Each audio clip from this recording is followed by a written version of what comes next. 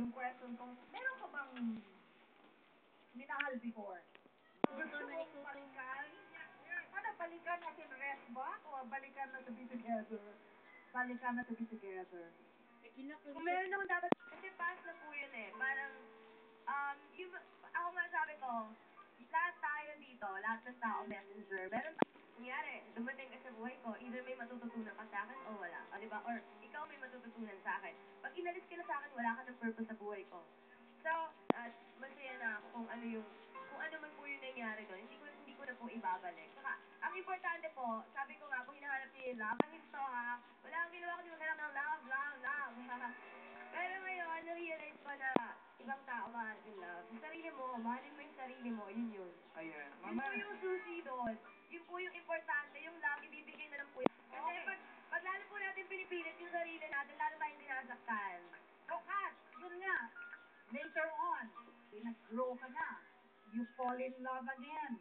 Yun na, tiwala. Meron ka bang maipapayo sa kanila na pag ikaw ay umibig, medyo ingat muna. Tatansahin mo muna kung itong tao na to ay karapat-dapat na pagtiwalaan. Siyempre, dati talagang baliw din talaga ako sa lao.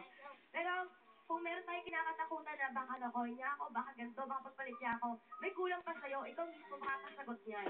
Kung ba't ka niloloko. Sabi ko nga po, di ba, ang susi lang sa lahat, mahalin mo yung sarili mo.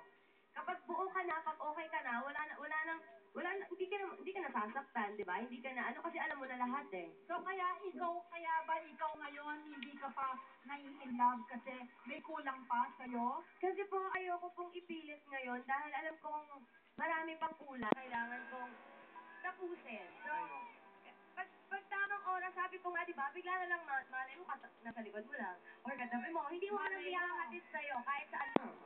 Ay, Miss Carpina, may tanong ako sa'yo. Kanina kasi tinanong ka namin initially, di ba, kung dapat mabigay todo.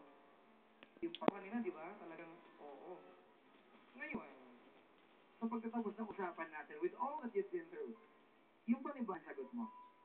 Oo naman, kapag nagmahal ako, syempre ganun. Pero pag po, sinabi ko, di ba, patapos na po, ako sa sarili ko, di ba, yun lang yun. Ayan, So, kunyari mali sa akin, hindi ako magalit sa taong yun. Di ba, every time na nasasaktan tayo, tayo yun. Katrina, thank you so much for spending Pa. pag-usapan ulit, no? Ang buhay mo. Thank you. Thank you for the honesty. Thank you, Katrina. Saka sa mga kasama natin this morning sa Kaloma. Ano ba ang ano mo? Merong isang muna ng 100% trust dahil ang alcohol at dishwashing liquid ay 99.9% lang. Ang ibig sabihin, there's no such thing as 100%. At ang ating star the box ay si... Congratulations! Shit mo talaga, iuwi. For a second, si Item from... Kaloma. Ano ba ang final take mo? Alright, ganito. Moment. Medyo. Moment! When do you know that it's 100% or 99%? May sukatan. Hindi, di ba? Sa iyong sarili, meron ka ba talagang sukatan ng 100% 99? Di ba wala naman? Kasi ang love pwede mararas ng self-touch and the love will be there. Ang tiwala hindi. It's proven, di ba, sa duration ng panahon. Hindi mo pwedeng sabihin sa tao na sa umpisa ng relasyon, I trust you 100%. No, you will never say na 100% tiwala mo. Pinapaniwala mo lang ang sarili mo. But as you go along the way, then iipunin niya ng taong nagmamahal sa'yo kung paano kanya iniingatan. At whether you like it or not, magtitiwala ka. Human nature po yan. Diba? We become dependent at some point sa taong nagpakita sa atin that this person can take care of you emotionally and in every aspect.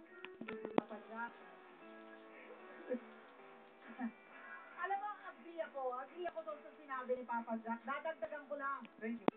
Di ba sabi? Respect is earned. Pinagtratrabahuhan po para kayo ay mabigyan ng tiwala. Kasi ako naniniwala na sa love at first sight. Kaya may proseso eh. May proseso before you fall in love, before you are in love with this person. So, kung kaakibat mo yung trust, unti-unti binibigay dun sa tao na yun. Ngayon, pag dumating dun sa punto na itong napagdesisyonan mo na itong tao na to ay karapat dapat ng iyong kaakibat na nun, yung tiwala mo sa tao na yon. Ngayon, babala, dun sa mga taong iniibig at pinagkakatiwalaan, ayan, dahil parang ang kristal. Kapag nabasag po at nawala, napakahirap na pong makuha at mabuong muli.